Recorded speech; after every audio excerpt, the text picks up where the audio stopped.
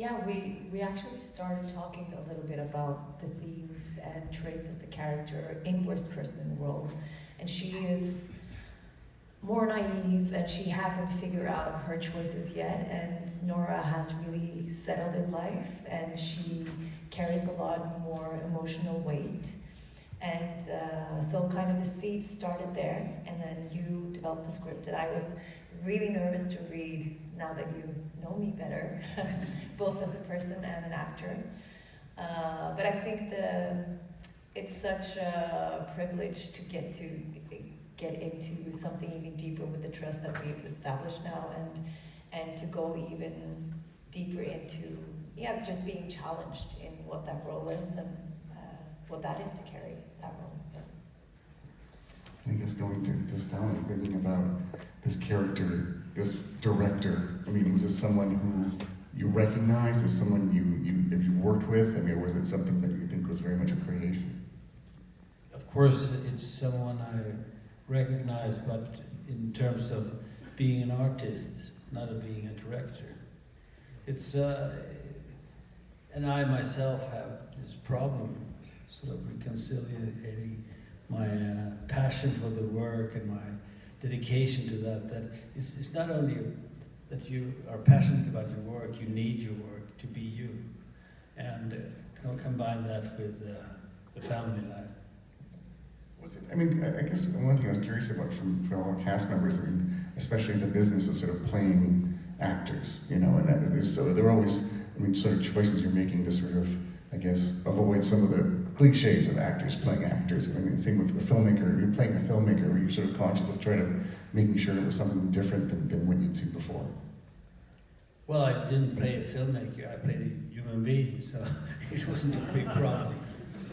I mean, the technicality of having this profession doesn't sort of, is not the complicated process to portray that.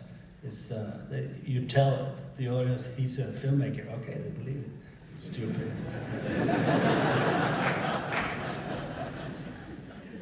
And I guess the same for Elle, because it certainly could be a character who is, I mean, actually, right from the get-go, Rachel sort of defies a type that she may be, the way the world, you can tell that there's a way that the world sees Rachel Kemp, but this is not her.